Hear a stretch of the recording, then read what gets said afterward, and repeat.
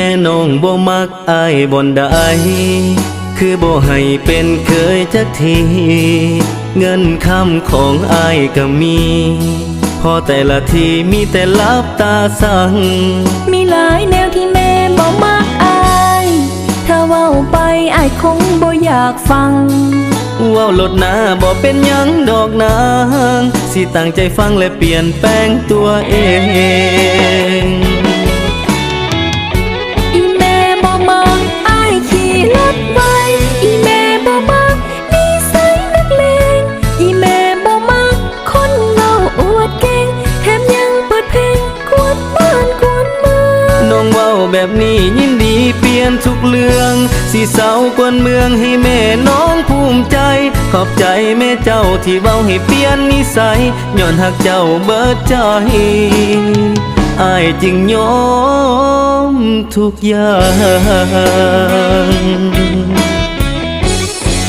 ตั้งในหูกระโปดออกทำแม่ตัดผมแน่ไปให้ยาวเฮ็ดหยังขอบใจน้องที่เตือนอายอีกครั้งขอบใจนางที่สั่งให้เป็นคนดีถ้าอายเปลี่ยนได้มือนี้น้องสิมีรางวัลอายสิเปลี่ยนอย่างกระทันหันถ้าอยากได้รางวัลสิเอาคนงามมาเป็นเมีย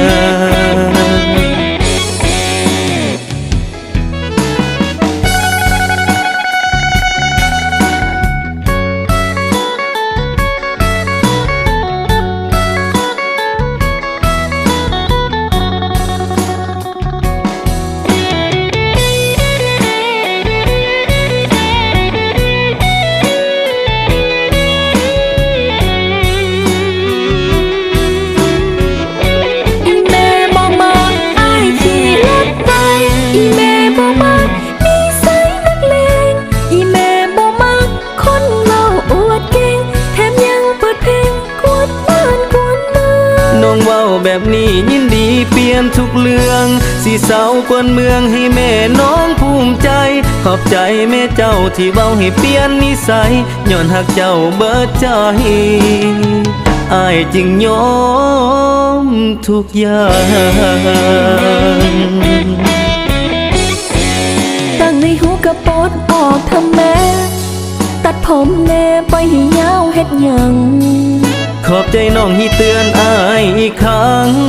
ขอบใจนางที่สั่งให้เป็นคนดีถ้าอายเปลี่ยนได้มือนี้น้องสิมีรางวัลอายสิเปลี่ยนอย่างกระทันหัน